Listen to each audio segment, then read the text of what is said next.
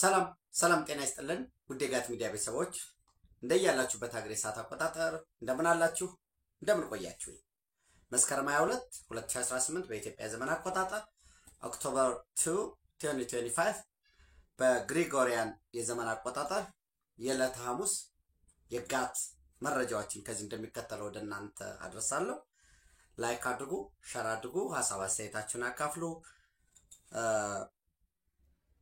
እናንተ ብቻ ሰብስክራይብ ማድረጋችሁ ማዳመጣችሁ በቂ አይደለም ሌሎችም እንዲያዳምጡ ሰብስክራይብ እንዲያደርጉ ሎቢ አድርጉ የጋት አምባሳደሮች ናችሁ የጋት ሚዲያ ሜምበር ሁኑ ጋት ሚዲያን ደግፉ ከምንም በላይ አብራችሁ ይስላላችሁ አብራችሁኝም ስለምትሆኑ እጅግ የከበረ ምስጋና ይድረሳችሁ እንግዲህ በ2017 የመጨረሻ ቀን ጳጉሜ 4 የማንሰራራት ቀን በሚል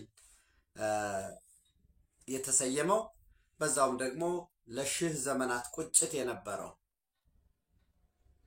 በነገራችን ላይ አንድ ማህበራዊ ሚዲያ ላይ አንድ ጽሑፍ አነበብኩኝ ምን የሚል መሰላችሁ ያነበብኩት ኢትዮጵያውያን ከ500 ዓመት በፊት የአባይ ግድብን ለመገደብ አቅደው ነበር የሚል ነገር አየሁኝ ያኔ ስለመብራት ያውቃሉ ይሄ ተራ ውሸትና አሉባልታ ነው የሚል ጽሑፍ አየሁና ብዙ ላይክ አግኝቶ አይ ኖ ኢትስ ባንዳ ሚዲያ ነው ማለት ባንዳ ብቻ ስላችሁ ማጥልሸትን ስራው ያደረገ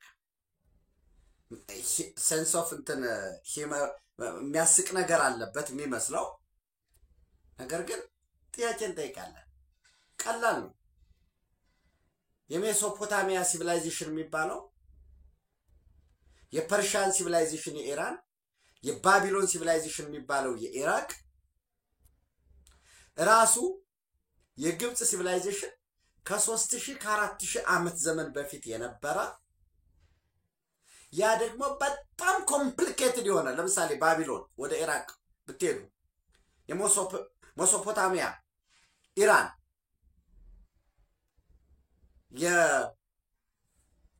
የጤግረስና የኤፍራጥስ ወንዝን ማዕከል አድርጎ እንግዲህ በባይብልም ዛሬ ቅርሱን ያስጎበኙታል የአብርሃም ያዕቆብ ተብሎ ወደ ታች አንደርግራውንድ እስከ 20 ሜትር ወደ ታች ቆፍረው የውሃ ባንክ የነበረባቸው ከሺህ ዘመናት በፊት ኮምፕሊኬትድ የሆነ ኢሪጌሽን ሲስተም ነበራቸው ባቢሎኖች አሁንም ኢትዮጵያ ውስጥ ከሺህ ዘመን በፊት አክሱምን አቁመዋል ኢትዮጵያውያን ከሺህ ዘመን በፊት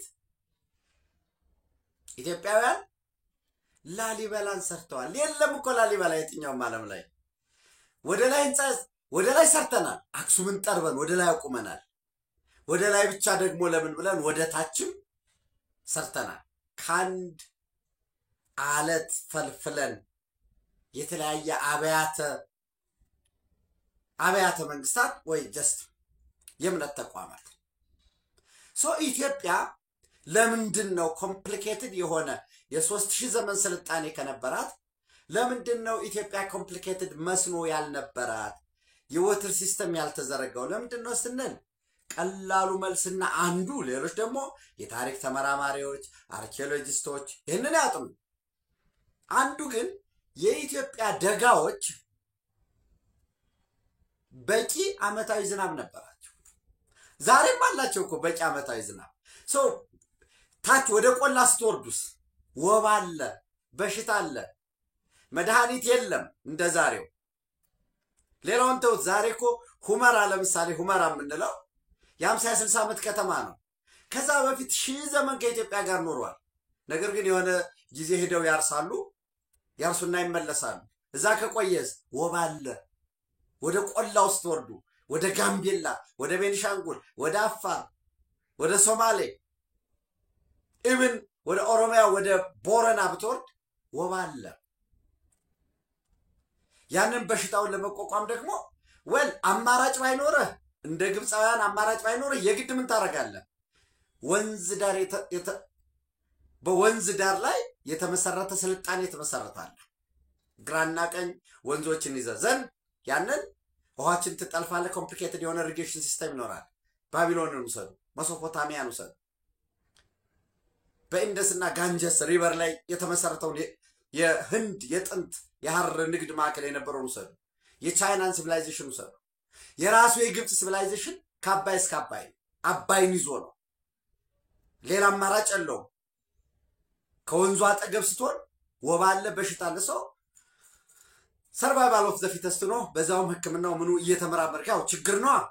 የሳይንስ የምርምር ምንጭ ሁሉ እኮ ችግር ነው። ኢትዮጵያውያን ግን ወደ ደጋው ነበሩ። ደጋው ደግሞ አመታዊ በቂ ዝናብ አለውና ላሊበላን የሰራ አክሱምን የሰራ የተለያዩ ጥበቦችን የሰራ ያን ማድረግ አይሳነውም ነበር።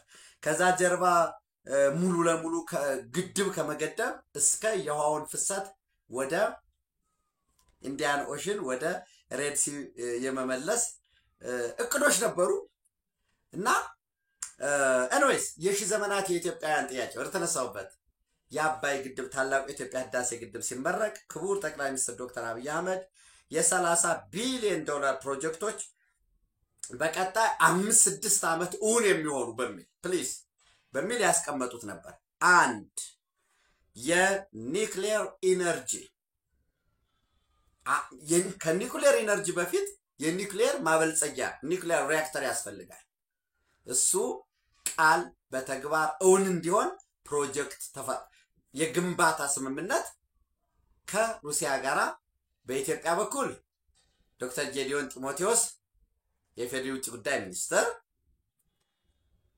በሩሲያ በኩል ደግሞ የሩሲያ አቶሚክ ኤነርጂ ሮስተም የሚባለው በታዛቢነት የፌዴራል ጠቅላይ ሚኒስትር ዶክተር አብይ አህመድ እንዲሁም የሩሲያ ፕሬዝዳንት ቭላዲሚር ፑቲን የጋራ ፊርማ ያስቀመጡበት የኒውክሌር ሪአክተር ግንባታ ስምምነት ተፈርሟል።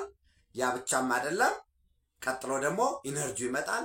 ኢትዮጵያን የአፍሪካ የኒውክሌር ሪሰርች ሀብ የሚያደርግ በብሪክስ አባልነቷ ደግሞ የአዲስ አበባ ሳይንስና ቴክኖሎጂ ዩኒቨርሲቲ የብሪክስ አባል ሀገራት የኒውክሌር ምርምር ማበልጸጊያ ማዕከል ሴንተር ኦፍ ኤክሰለንስ ነው፣ የልህቀት ማዕከል ነው። አንድ ራይት አርጉ ወደ ተግባር ኃይል አመንጭቶ ኒውክሌር ሪአክተሩ ያ ብቻም ሳይሆን ሌት የቆላ ዝንብ የሚባለውንም የምርምር ማዕከል ነው። በጨረሪያን ገድለን ግብርናችንን፣ ጤናችንን፣ የመንገድ ግንባታ ቴክኖሎጂ ሽግግራችንን በየቤታችን ደግሞ ኃይል መቼ ያመጣል? እሱም በጊዜ ገደብ የሚታይ ነው። ስራ ተጀምሯል። ራይት እናረጋለን ማለት ነው። ሁለተኛ በአፍሪካ ግዙፍ አየር ማረፊያ ግንባታ ነው። እሱ በነገራችን ላይ መጀመር ብቻም ሳይሆን ዓለም አቀፍ ድጋፍን እያስገኘ ነው። አሜሪካ የቢሾፍቱ አውሮፕላን ማረፊያ ፕሮጀክትን እደግፋለሁ ስትል በይፋ አስታውቃለች። እንደግፋለን። የኢትዮጵያ አየር መንገድ አፍሪካ ውስጥ ካሉ የቦይንግ ካምፓኒዎች ውስጥ ዋና አጋር ነው፣ ፓርትነር ነው። ስለዚህ እንደግፋለን። በቢሾፍቱ በኦሮሚያ ክልል ቢሾፍቱ በ10 ቢሊዮን ዶላር ለሚገነባው ለዛውም ከዛ በላይ ነው ይላሉ የአሜሪካ አፍሪካ ጉዳዮች ከፍተኛ አማካሪ ማሳድ ጉሎስ ማለት ነው። እና ምንድነው ያሉት? ከጠቅላይ ሚኒስትር ዶክተር አብይ አህመድ ጋር አዲስ አበባ ተወያይቼ ነበር።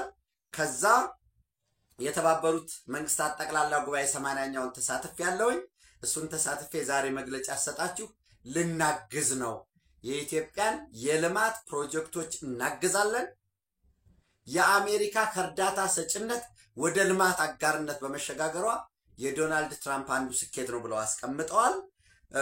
ይህ ኤርፖርት ምናልባትም በአፍሪካ ትልቁ አውሮፕላን ማረፊያ የሚሆን ሲሆን በዓለም ላይ ካሉ ትልልቅ ኤርፖርቶችም አንዱ ይሆናል። 10 ቢሊዮን ዶላር ምናልባትም የበለጠ ገንዘብ የሚፈልግ ፕሮጀክት ነው ሲሉ ተናግረዋል። ሁለተኛው አንደኛ ኒውክሌር ብለናል።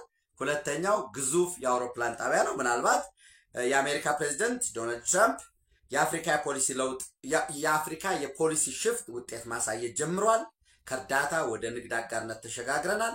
ለዚህም የኢትዮጵያ አየር መንገድ ቢሾፍቱ አቅራቢያ ከ10 ቢሊዮን ዶላር ከዛም ሊበልጥ ይችላል በአፍሪካ ግዙፍ በዓለም ተወዳዳሪ የሚሆነውን እናግዛለን። ይህም ፕሮጀክት አሜሪካም የተባበሩት መንግስታት ድርጅትም ያግዙታል በሚል ያስቀመጡበት ሁኔታ አለ።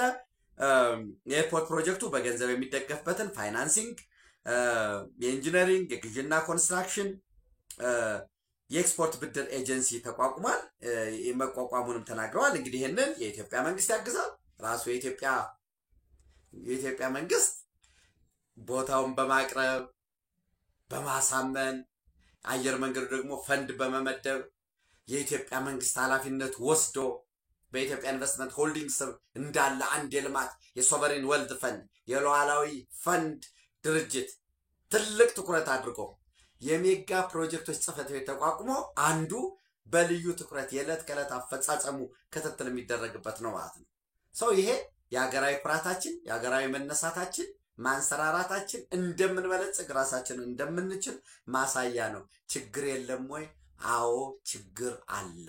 ችግራችን ላይ ነው 24/7 ማጠንጠን ያለብን ወይንስ ችግራችንን ሊቀርፉ በሚችሉ የዕለት ከዕለት ተግባራት ላይ ነው ትኩረት መስጠት ያለብን? የምርጫ ጉዳይ ነው። አንዳንዶቹ የዕለት ከዕለት 24/7 ችግር በመዘርዘር የተጠመዱ አሉ። ጥሩ ነው፣ ችግር ይዘርዝሩ፣ አትናገሩ የሚባል የለም። ችግር ያለበት ነው። አንዳንዶቹ ዋሻው ውስጡ ነው ስለ ድቅድቅ ጨለማው ሊያብራሩ የሚፈልጉ አሉ። አንዳንዶቹ አዎ ድቅድቁ ጨለማ አለ፣ ዲስ ሪያሊቲ ግን ከዋሻው ጫፍ ብርሃን አለ፣ ወደዛ እየቀረብን ነው የሚሉ ሰዎች ደግሞ አሉ። ምርጫው የግለሰቦች ነው።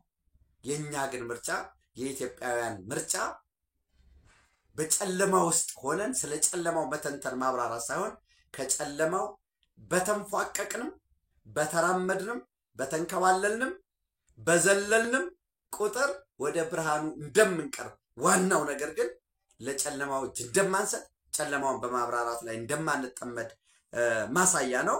እሱን እያደረግን ነው። ዓለም አቀፍ ድጋፍ ያገኘበት ሁኔታ አለ ማለት ነው። ሌላውስ ሶስተኛው ምንድነው ስንል ሶስተኛው የማዳበሪያ ፋብሪካ ግንባታ ይጀምራል ነው። እንግዲህ ወደ ዛሬው መጣሁኝ። በትናንትናው ዕለት የፌዴራል ጠቅላይ ሚኒስትር ክቡር ዶክተር አብይ አህመድ የልዑካን ቡድናቸውን ይዘው ጅግጅጋ ገብተዋል። ሲገቡ ደማቅ አቀባበል ተደርጎላቸዋል። በዛሬው ዕለት የማዳበሪያ ፋብሪካ ግንባታ አስጀምረዋል። ከአሊኮ ዳንጎቴ ጋር በመሆን የኢትዮጵያ ኢንቨስትመንት ሆልዲንግ እና የአፍሪካዊ ቢሊዮነር አሊኮ ዳንጎቴ የሚያስገነቡት የዳንጎቴ ግሩፕ ዋና ስራ አስፈጻሚ ሆኑት በጋራ ለቀጣይ 48 ወራት እንዲያልቅ ነው። 48 ወር ነው። 38 ወር አካባቢ ኤንዌይስ የተያዘለት እቅድ ግን በ3 ዓመት ከ6 ወር የሚል አለ። ኖ በ3 ዓመት ማለቅ አለበት ከዛ ወዲህም በሚል የሜጋ ፕሮጀክቶች ጽህፈት ቤት አለ በጠቅላይ ሚኒስትሩ የሚመራ የበላይ ሰብሳቢ ሆኑበት። በዛ ውስጥ ደግሞ አማካሪ የዕለት ከዕለት ኢቫሉዌሽን ሞኒተሪንግ የሚሰሩ ባለሙያዎች አሉበት። የማዳበሪያ ፋብሪካ ግንባታ ፊርማ ተፈራርሞ ነበር። የኢትዮጵያ ድርሻዋን ገንዘብ አበርክታለች። ዳንጎቴ ግሩፕ ድርሻውን አበርክቷል። ቦታ ተለይቷል። ኤቭሪቲንግ ግንባታ የመሰረት ድንጋይ መጣል አይደለም። እንደ ኢህአዴግ ዘመን ዛሬውኑ ተጀምሯል። ይሄ በነገራችን ላይ የብልጽግና መንግስት ብዙ ጊዜ ፕሮጀክት ስቴት ይሉታል። የፕሮጀክት መንግስት ነው። ይጀምራል፣ ይከታተላል። በጥራት የዘመኑን ቴክኖሎጂ ታጥቀው አረንጓዴ ፕሮጀክቶች ናቸው የሚፈጸሙት። ያማሩ ውብ ልክ መኪና ኦክሲጅን ትናለው አይደለ? አንድ መኪና እንደው የትኛውም ዘመናዊ የሚባለው አሁን ሌተስት የመጡት ኦክሲጅን አላቸው። የኦክሲጅን ቀረጢት አላቸው። ተቋማትን የኦክሲጅን ቀረጢት እንዲኖራቸው አረንጓዴ ዛፎች እየተተከሉ ነው። በዚህ ብልጽግና የሚታማ አይደለም። ወዳጆቹም ጠላቶቹም የሚመሰክሩለት ነው። ሌላው የጋዝ ፋብሪካ ማስመረቅ ነው። እሱም ተመርቋል። የጋዝ ፋብሪካ አንደኛው ላውንች ተደርጓል። አለቀ። ጋዙ አልቋል። ኤክስትራክት ተደርጎ ቴስት ተደርጎ ምን ያህል ነው ካፓሲቲው የሚለው አለቀ። እሱ ተመርቆ ወደ ጎዴ ፓይፕላይን የሚዘረጋው ዛሬ ላውንች ተደርጓል ማለት ነው። ሌላው በ5 እስከ 6 ዓመት ውስጥ በ5 ዓመት ውስጥ 1.5 ሚሊዮን ቤቶች ይገነባሉ። እነዚህ ቤቶች የሚገነቡት 1.5 ሚሊዮን በነገራችን ላይ አንደኛ በመንግስት ይገነባል።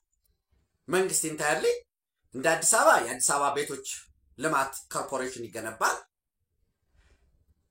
እንደ በየክልሎቹ የሚገነባ ሆኖ 1.5 ሚሊዮን እስከ 1.6 ሚሊዮን ቤቶች ሲገነቡ በመንግስት በመንግስትና የግል አጋርነት እንዲሁም ለግሉ ዘርፍ ቦታ በማቅረብ ብድር በማመቻቸት ይህንን የሚደግፍ ደግሞ ኢትዮጵያ የግንባታ ማሽነሪዎችን የግንባታ ቁሳቁስ በማምረት የካበተ ልምድ ካላት ቤላሩስ ጋራ ወደ ስምምነት የኢትዮጵያ ኢንቨስትመንት ሆልዲንግ ወይንስ የፌደራል ቤቶች ኮርፖሬሽን የሚል እነዚህ የሚለዩበት ጥናት ላይ ያለ መረጃ እየነገርኳችሁ ነው። በነገራችን ላይ የትም የማይገኝ መረጃ ነው እየነገርኳችሁ ያለው።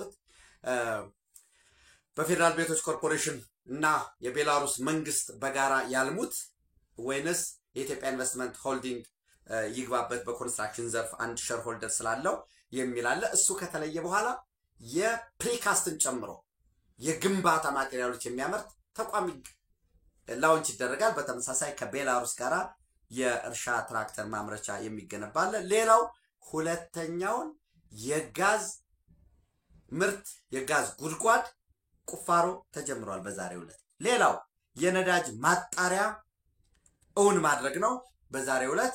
በተመሳሳይ የቻይናው ጎልደን ኮንኮርድ ግሩፕ ወይንም ጂሲኤል ፖሊጂሲኤል ስንለው የነበረው እንግዲህ እንደምታውቁት ፖሊጂሲኤል ወደ 2013 ነው ፍቃድ የተሰጠው። 2013 ማለት ሞሮለስ 2005 አካባቢ ማለት ነው። ከዛ በኋላ በ2022 አካባቢ 2022 ላይ ኤግዛክትሊ የፖሊጂሲኤል ፍቃድ ተነጠቀ እና እዛ ጋር አንድ የሚመጣል ሁሉ ጊዜ ጠቅላይ ሚኒስትሩ በቅርቡ ነዳጅ እንሸጣለን ነዳጅ ምርት እናመርታለን የሚል ፖሊጂሲኤል ያቀረባትን ሳምፕል ይዘው መስከረም ላይ ለገበያ እናቀርባለን ነው።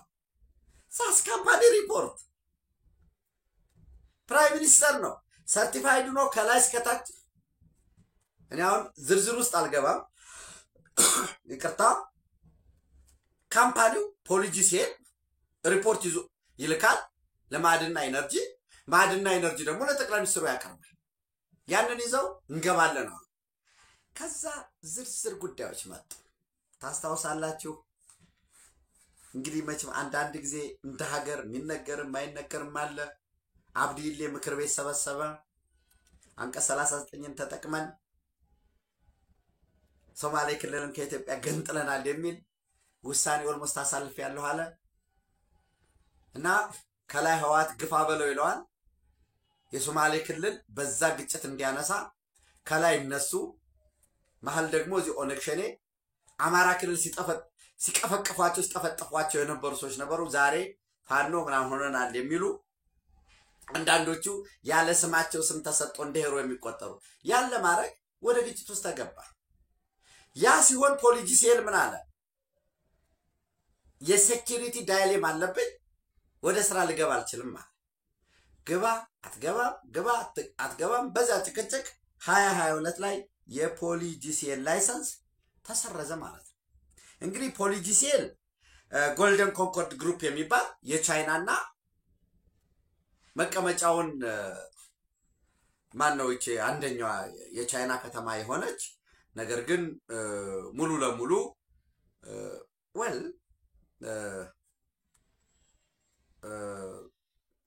ምንድነው የምትባለው በህዝበ ውሳኔ የእንግሊዝ ቀይ ግዛት የነበረ ንገሩኝ እንጂ ንገሩኝ ያልኩኝ እንደንትን ላይቭ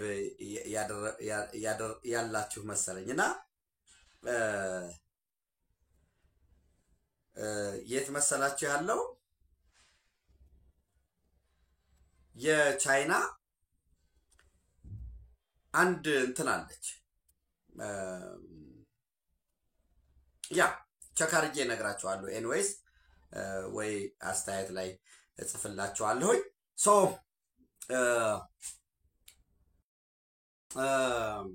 ሆንግ ኮንግ ማለት ሶሪ እና የጎልደን ኮንኮርድ ግሩፕ ጂሲኤል ሆንግ ኮንግ የነበር እንግዲህ ሆንግ ኮንግ የቻይና እንግሊዝ ስትገዛው የነበረ በኋላ ከእንግሊዝ ከወጣ በኋላ ኢንዲፔንደንት ለመሆን ሞክሮ ኤኒዌይስ የመቀመጫውን ከዛ ያደረገ ነው። ፖሊ የሚባለው ደግሞ ቤጂንግ ያደረገ ነው። ሰብሲደሪዎች አሉት ጂሲኤል ፖሊ፣ ጂሲኤል ሲስተምስ ኢንተግሬሽን ኤንድ ጂሲኤል ኒው ኢነርጂ የሚባል ከዛ እንዳልኳቸው ኤኒዌይስ በ22 ተሰረዘ። ኦልሞስት ከአመት ከምናምን ቆይታ በኋላ ከአመት ከ2 ወር ከ3 ወር በኋላ 2024 መግቢያ ላይ እንደገና ላይሰንስ ተሰጠ። ለባለፉት 9 ወራት ዴይ ኦን ዴይ ናይት ከሰራ በኋላ አስፈላጊውን ፋይናንስ ይዞ መጣ። ከቻይና ኢምፖርት ኤክስፖርት ባንክ ኤግዚም ባንክ ከሚባለው ከኢንቨስተሮችም በስቶክ ማርኬት ስለሚተዳደር መጀመሪያ የራሱ ያቀረበው ነገር ነበር የድርሻ ሁሉ ኢትዮጵያ በነገራችን በጣም ኮምፕሊኬትድ አለ። ግን ብዙ ጊዜ ሰው የሚያቀርበው ምንድነው ጠቅላይ ሚኒስትሩ እኮ መስከረም ላይ የሆነች ነዳጅ ብልቃጥ ይዘው መስከረም ላይ እናቀርባለን ብለው ከዛ ሳያደርጉ ቀሩ። ሀገር መምራት ከባድ ነው ጎበዝ። ሀገር መምራት በጣም ስቲፊካል እና የኦነርሺፕ ሁሉ እኛ መውሰድ ያለብን ይሄ ነው። በኢትዮጵያ የማዕድን ህግ ደግሞ ድርሻም ይባላል። የማዕድን ላይሰንሱን የፌደራል መንግስት ይስጥ እንጂ ለሆነ ካምፓኒ ከዛ ልማት የፌደራል መንግስት የሚያገኛት ሮያሊቲ በታክስም ይሁን በሸርሆልደር ከዛ ያንን ደግሞ ለአካባቢው ማዕድኑ ለወጣበት አካባቢ በልማት ፈንድ የሚደረጋል። ሶ ፖሊጂሲኤል ሞር ኦር ለስ 96-97% ይወስዳሉ አለ። ያጭቅጭቅ ሆነ to make long story short እንዲሉ እንደገና ተመልሶ መጣ። ሶ አሁን ፋይናንሱንም ምኑንም ችሎ ራሱ በተቀመጠው የፕሮጀክት ጊዜ ሊያጠናቀቅ ፖሊጂሲኤል ፍቃድ ያገኘ ጁን 1 2024 ጁን 1 2024 ቻይኒስ ፖሊጂሲኤል ሪጌንስ ናቹራል ጋዝ ኮንሴሽን ኢን ሶማሌ ሪጅን ሶ የነዳጅ ማጣሪያውን ይገነባል። ይሄ የነዳጅ ማጣሪያ ከጋዝ ይለያል። ጋዙ በፔትሮኬሚካል የክቡር ጠቅላይ ሚኒስትሩን መልእክት አይታችሁት ከሆነ ሆፕፉሊ አንብባችሁታል ብዬ ተስፋ አደርጋለሁ። በዛ መሰረት ከካሉብና ሂላላ ይመጣና ወደ ጎዴ በተዘረጋ መስመር ይህንን ያመርታል ማለት ነው። ወደ ፔትሮኬሚካሉ ወደ ዩሪያ ተቀይሮ ያ ዩሪያ ደግሞ ወደ አፈር ማዳበሪያ ይሆናል። በዛ የሚገኛል። ይሄ ጂሲኤል ጎልደን ኮንኮርድ ግሩፕ ደግሞ የነዳጅ ማጣሪያ ድፍድፉን ያመጣል፣ ወደ ነዳጅ ይቀይራል። እዚህ ውስጥ የሚቀርብ ጉዳይ አለ። ይሄ የኦጋዴን የካሉብና ሂላላ ነዳጅ ለኢትዮጵያ ከአሰብ አንጻር በጣም ብዙ ያስገኘው ጥቅም ነበረ። የአሜሪካ ኩባንያ ነበር መጀመሪያ በኃይለ ሥላሴ ተሰጥቶት የነበረው እና ክቡር ጠቅላይ ሚኒስትሩ በሶማሌ ክልል ካሉብ በአመት 111 ሚሊዮን ሊትር ማምረት የሚችለውን የኦጋዴን ፈሳሽ የተፈጥሮ ጋዝ ፕሮጀክት የመጀመሪያ ዙር መርቀናል አሉ ዛሬ። በተመሳሳይም በአመት 1.33 ቢሊዮን ሊትር የማምረት አቅም የሚኖረውን ሁለተኛውን ዙር አስጀምረናል። ከፈሳሽ ተፈጥሮ ጋዝ ምርት ባሻገር በኃይል ማመንጫ ዘርፉም 1000 ሜጋዋት የማመንጨት አቅም በመያዝ ከፍተኛ አስተዋጽኦ ይኖረዋል። ከሁሉም በላይ ፕሮጀክቱ የጋዝ ማምረቻ ብቻ አይደለም። ለማዳበሪያ ማምረቻ ወሳኝ የሆነውን ግብዓት በማቅረብ ለምግብ ሉዓላዊነት ጥረታችን የማዕዘን ድንጋይ ሆኖ ያገለግላል። ለኃይል ማመንጫና የክሪፕቶ ማይኒንግ ስራዎቻችን አስፈላጊ የሆኑ ግብዓቶችን ያቀርብልናል። ዛሬ በሶማሌ ክልል የጀመርናቸው ከተያያዥ መሰረተ ልማቶች ግንባታ ጋር በአጠቃላይ ወደ 10 ቢሊዮን ዶላር ዋጋ ያላቸው ሜጋ ፕሮጀክቶች በተገቢ ክትትል እስከ መጠናቀቂያቸው ይደርሳሉ። የጀመርነውን ሁሉ ጊዜም በጽናት እንደሰራነው ሁሉ ተጠናቀው ለአገልግሎት ይደርሳሉ ሲሉ ክቡር ጠቅላይ ሚኒስትሩ ገልጸዋል። ሰው ቃል በተግባር እየተገለጸ ተግባሩ ፍሬ እንዲያፈራ ለውጤት እንዲበቃ ሁላችንም እንተባበር። ኢትዮጵያ አፍሪካ ውስጥ ከሚገኙ ሀገራት ውስጥ ቀዳሚ በኢኮኖሚ የመበልጸግ ዕድል ያለው ሀገር ነው። ይሄ ጠላትም ወዳጅም ይመሰክረዋል። 130 ሚሊዮን ህዝብ በላይ ምን ማለት ነው? ማምረት ይችላል፣ የተመረተለትን መብላት ይችላል።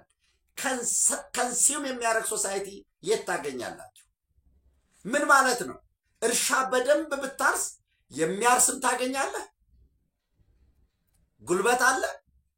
ትምህርት ቤት ላይ ያለ ነው ዕውቀት በደንብ ትምህርት ላይ መስራት መቻል አለብን። ለሚሊተሪ የሚሆን ብቁ ካፔብል የሆነ ነው። መዝናናት ይችላል፣ ከንሲው ማድረግ ይችላል፣ ማምረት ይችላል። የልብስ ፋብሪካ ብትገነባ ኢኮኖሚው ቢያድግ ሊገዛህ የሚችል ልክ አሸዋ ላይ እንደሚደፋ ውሃ ሁሉን ምጥጥ ማድረግ የሚችል ሪዚሊየንት የሆነ ሰፊ ሀገር ነው። የወደፊት ዘመን ወርቅ የሚባለው ከዲያመንድ በላይ የሆነው ውሃ አለ። ሊታረስ የሚችል መሬት አለ። የጠበበን ጭንቅላታችን ነው። ሰው የኢትዮጵያ ትንሣኤ በቅርብ ነው። ይሄ ተራ የካድሪ ተራ የቃላት ኳኳት አይደለም፣ ተግባሮቻችን የሚናገሩት ነው። ነገር ግን እኛን ኢትዮጵያውያንን ጠላቶቻችን በለችግሮቻችን ላይ ብቻ እንድናተኩር ይፈልጋሉ። የለችግሮቻችንን መፍታት የለብንም እያልኩ አይደለም። ግን 10-15 ነው ተለላቂ ባንዳዎችን ሳንቲም ሰጥተው፣ ሳንቲሙ እኮ ደግሞ ከራስ ልማት ከራስ እድገት የሚቆረስ ነው። እሱን ይሰጡና ችግር ይፈጥራሉ። ቅድሚያ ለዚህ ቢሰጥ ይልሃል ይመጣልና ሰው በአንድ እጃችን ሰላማችን እናስጠብቃለን፣ በአንድ እጃችን ልማታችን እናፋጠናለን። የፈጠነ ልማት ሰላምን የበለጠ ያጸናል። የጸና ሰላም ደግሞ ልማታችንን ያስፈነጥራል። ይሄ ለኢትዮጵያ እጅግ እጅግ እጅግ እጅግ በጣም ወሳኝ የሆነ ነገር ነው። ከዛም ባለፈ እንደምታውቁት እንግዲህ የሶማሌ ወገኖቻችን እጅግ በጣም ብዙ ከሶማሊያ በመቀጠል ሁለተኛው ኢትዮጵያ ውስጥ የሚኖሩ ናቸው። ሶማሌ ወገኖቻችን በጅቡቲ ይኖራሉ። ሶማሌላንድ፣ ሶማሊያ፣ በኬንያ ይኖራሉ። ኢትዮጵያ ዋናው ኡጋዝ የመንፈስ አባት የሶማሌዎች አባት ደግሞ ኢትዮጵያ ነች። ኢትዮጵያን ጅግጅጋን ጎዴን የፋርማሲውቲካል የፔትሮኬሚካል ኢንዱስትሪ ማዕከል ሀብ ስናደርጋት የኢትዮጵያ እድገት ሰፊ ብርሃን የሆነና ኢንቨስትመንት ከኬንያ ያሉ ሶማሌዎችን የኬንያ ባለሀብቶች እንደተጠበቁ ነው። የውጭ ባለሀብት እንደተጠበቀ ነው። ከሶማሊያ ያሉትን ከሶማሊላንድ ከጅቡቲ ያሉትን ይስባል። በውጭ በተለያዩ ዓለማት የተበተኑ በተለያዩ ዓለማት የሚኖሩ የሶማሌ ወንድም እህቶቻችንን ጅግጅጋ፣ ቀብሪ ዳሃር፣ ጎዴ፣ ሽላቦ ያ ሰፊ የሆነ የተንጣለለ መሬት መስኖ፣ ኤሌክትሪክ፣ የመዝናኛ ያ ሁሉ እንዲሆን ከውጭ ያሉ በኢትዮጵያም ያሉ ባለሀብቶች ከውጭ የምንስባቸው እነዚህ ሁሉ ደግሞ ሲሄዱ የሚያርፉበት ራሱን የሶማሌ ክልልን የቱሪዝም ኮንፈረንስ ማዕከል፣ የቢዝነስ ኮንፈረንስ ማዕከል፣ የመንፈሳዊ የነዚህ ፕሊግሪሜጅ ማዕከል ለማድረግ ደግሞ አስፈላጊ የሆነ መሰረተ ልማት የኮሪደር እየተሟላ ነው። አንዱ በገበታ ለሀገር የሚለማው 385 ሄክታር ምናልባት 3.85 ኒርቱ 4 ስኩዌር ኪሎ ሜትር ላይ የሚያርፈው ለሸበሌ ሪዞርት ግንባታ እየተፋጠነ ነው። እሱም በቅርቡ እውን ይሆናል። አንዳንዶቹ በነገራችን ላይ ከዚህ በፊት እንዳልኳቸው ከጠላት ምስጋና ልታገኙ አትችሉ። የሚያነውርህ ሰው ማነወር ስራው ነው። መጥፎ አይደለም ማነወር። ዝም ብሎ አንዳንዱ የሚያነውረው የወደቀ ስለሆነ ነው እንጂ የሚያነውር ሴት ይገኛል። ሰው እኮ ስተትን ሲነግር ኢነርጃይዝ ትሆናል። ግን አንዳንዱ በቃ ጨለማ ብቻ ይሆናል። ከሰፊው ነጭ ላይ ጥቁሯ ላይ ብቻ የሚያተኩራል። ጥሩ ነው ጥቁሯን መናገር እናነሳታለን። እና አንዳንዶቹ ኢትዮጵያ አንዱ የውጭ ምንዛሬ ግኝቷ ቱሪዝም መሆኑን ይረሱና ሪዞርት ተሰራ ወዘተረፈ ይላል። ልክ ህፃን እያለ እንደተማር ነው። አባትና ልጅ እየሄዱ አባትየው አህያዋ ላይ ወጣ ኖ እንዴት ልጁ በእግሩ እየሄደ ተሳስቻለሁ ማለት ነው። ልጁን አወጣው። ምን አይነት ጊዜ መጣ? ልጅ ደግሞ በእግሩ እየሄደ ኖ ኖ አባት በእግሩ እየሄደ ልጅ እንዴት ኦኬ ስተት ነው እንዴ ብሎ ልጁን ጫነው። እንዴ ይሄ ከፋ ዘመን ነው። በአንዲት አህያ ላይ አባትና ልጅ ስተት ነው፣ እንውረድ። እነዚህ ቂሎች፣ እነዚህ ጅሎች አህያዋ በባዶዋ እየሄደች እነሱ ግን በእግራቸው ይጓዛሉ። መጨረሻ ላይ ተሸከሟት እንደተባለው የሚያነውር ያነውር። ከነውሩ ውስጥ የሚጠቅመንን እያነሳን እንፈታበታለን። ግን ኢትዮጵያ የምትሰራቸው ሪዞርቶች ተራ አይደሉም።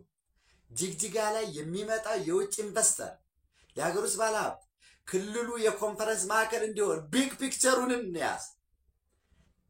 ጎዴ ላይ ሰፊ የፔትሮኬሚካል ኢንዱስትሪ ለማቆም እቅድ አለው። this is the grand vision of የብልጽግና መንግስት አንዱ ይሄ ነው። በግልጽ እንግዲህ ዌል ኮሚኒኬትድ ካልሆነ በቃ የፋርማሲቲካል ኢንዱስትሪ፣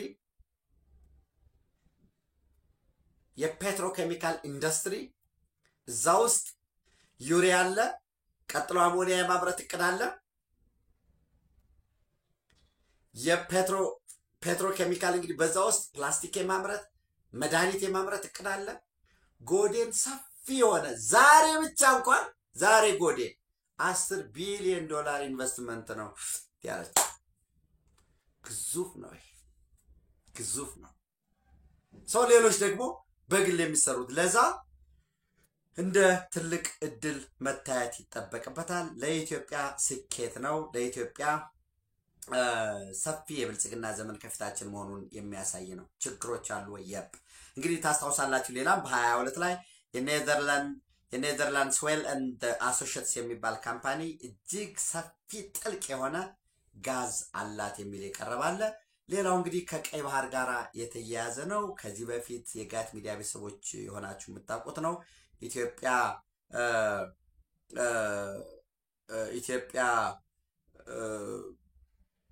ከሲንክላር ጋርም ተያይዞ ይሄ የጎዴ አካባቢ ልማት፣ ይሄ የኦጋዴን ልማት፣ ይሄ የሂላላና ካሉብ፣ ይሄ የሽላቦ አካባቢ ልማት የኢትዮ ኤርትራን የፌዴሬሽንን ጉዳይ በወሳኝነት የቀየረ ነበርና ነዳጅ ከደም የበለጠ ይወፍራል የሚል ብዙ የተጻፈ ጽሁፎች አሉ። ምናልባት እንዲው ቸክ የኔ ቤተሰቦች በመረጃና በማስረጃ ታምናላችሁ ብዬ ስለማምን እና በጣም የተጻፉ ጽሁፎች አሉ። ኤርትራውያኖች የጻፉት ይሄ የኢትዮጵያ ነዳጅ መገኘቱ በዛ አካባቢ ነው። ሲንክላር የሚባለው ያኔ በጣም ግዙፍ የነበረ የኦይል ካምፓኒ ዛሬም አለ እና ይህን ተጠቅመን የሚሰሩ ስራዎች አሉ። በጣም ሰፋፊ ስራዎች አሉ። በጊዜ የሚገለጽ አንዱ የኤርትራን የሀገርነት ዕውቅና መሰረዝ፣ መንጠቅ፣ መሳብ የሚል ከዚህ በፊት ሲቀርብ የነበረ እኔም ሳቀርበው የነበረ ጋዜጠኛ ታምራት ነገራም ሲያቀርቡት የነበረ ተሞክሮች አሉ። ለምሳሌ ዓለም ለታይዋን ነበር ዕውቅና ያሰጣ። ግን የታይዋን ራሱ አሜሪካን ጨምሮ የተባበሩት መንግስታት ጨምሮ ለታይዋን ነበር ዕውቅና ያሰጣ። ያን ዕውቅና አስበው ለቻይና ሰጥቷት ይሳባል። ምስራቅ ጀርመን የሚባል ሀገር ነበር፣ ዕውቅና ተሰጥቶት ነበር። ዕውቅናውን ሳቡት። ሶማሌላንድ ዕውቅና ተሰጥቷት ነበር 35 ሀገር፣ ዕውቅናው ተሳበ እና የኤርትራን ዕውቅና መሳብ እጅግ እጅግ እጅግ ብዙ ጥቅሞች አሉት። የዲፕሎማሲ ጥቅሞች አሉት። ከኢትዮጵያ ወዳጅ የሆኑ ሁሉ የኤርትራን ዕውቅና እንዲነጥቁ የማሳሰብ ከዛ ባለፈ የኤርትራን ዕውቅና ስትነጥቅ የነበረህን አጠቃላይ ኦፍ ኮርስ ደስ የሚለው የኢትዮጵያና ኤርትራ ድንበራቸው ሳይታወቅ ነው ተገንጥያለ። ከዛ ባለፈ የታሪክ ስብራትን ለማስተካከል ይጠቅማል። ኤርትራ ዕውቅና ማዘር ስቴቱን ዕውቅና ያሰጠው። ለምሳሌ ሶማሌላንድ ዛሬ ዕውቅና ያላገኘችው ኢትዮጵያ እኮ እንግሊዞች እኮ ጥያቄ ጠይቀው ነበር እኮ ለመለስ ዜናዊ እኮ ጥያቄ ቀርቦለት ነበር። ለሶማሌላንድ ዕውቅና ስጥ ተብሎ ነበር። ኖ እኛ ዕውቅና አንሰጥም። ለሶማሌላንድ ዕውቅና መስጠት ካለበት መስጠት ያለበት ሶማሊያ ነች እና ይቅርታ እና እናንተ ናችሁ። እናንተ ዕውቅና ከሰጣችሁ እኛ ሶስተኛ ነው ሁለተኛ እንቀጥላለን የሚላል። ዝሮ ይሄን ማድረግ ከዛ ባለፈ እንደ ሊበሬጅ ኤርትራውያን አሁን ይሄ ነው አላላችሁም እንደ ሊበሬጅ ሊወስዷቸው የሚችሉትን ከኢትዮጵያ ተሰጣቸውን ዕውቅና ተጠቅመው ያንን ለማሳጣት ይጠቅማል። ዝርዝሩን ከዚህ በፊት አንስቼዋለሁኝ። ነገር ግን መልሰን የምናየው ነው የሚሆነው። ግን ዕውቅና የሰጠነውን ዕውቅና መንሳት እኛ ስለነሳን ኢትዮጵያ ዕውቅናዋን ዛሬ ስላነሳች ኤርትራ እንደ ሀገር አትታወቅም በተባበሩት መንግስታት ማለት አይደለም። ግን የዲፕሎማሲዋን ኮምፕሊኬት እናደርጋለን። 50% በትንሹ ሳንዋጋ ሸብረክ እናደርጋቸዋለን። እንደ ሀገር ከነሱ ጋር ኤርትራን ዕውቅና ስለማንሰጣት እንደ ሀገር ከነሱ ጋር ቀርበን ለመደራደር እንቸግራለን ነው። በአንድ ቀን ዕውቅና በነሳናት ቀን ዛሬውኑ ፋይዳ ይገኛል ውጤት ይገኛል ብላችሁ አይደለም። የዲፕሎማሲ ድል እናገኝበታለን። ምን ያህል ጉዳዩን ሲሪየስሊ እንደያዝ ነው እናሳይበታለን። አንዱ አማራጭ ነው ዕውቅናን መንሳት። ደዘንስ ኦፍ የተቀመጡ አማራጮች አሉ። ዕውቅና መንሳት አንዱ አማራጭ ነው። ዋር ኢዝ ኦልሶ አናዘር አልተርናቲቭ ነው። ሌሎች የሚታሰቡ እነሱ ኢትዮጵያን በውስጥ ጉዳዩ ገብተን ከዛች ከቋጠሮ የቢሾፍቱ ከተማን ከማያህል ጂዲፒያቸው በነገራችን ላይ የቢሾፍቱ ከተማ እጅግ በጣም ትልቅ የሆነ ጂዲፒ ያለው ነው። እንደው ከኤሪያ አንጻራቸው ነው እንጂ የለገጣፉ ከተማን ያህል ጂዲፒ የሌለው ነው በነገራችን ላይ ኤርትራ ማለት። ከዛችሁ ግን ቀንሰው ከኢትዮጵያ ጠላቶች ሰብስበው ለታጣቂዎች ይረዳል። ለነምሪ ወዳጆ በህዋት አሸጋጋሪነት ሞርታር ዲሽቃ መንገድ ላይ የሚጠመድ ፈንጂ ሰጧቸው። ያን ትጥቅ ስለተቀበሉ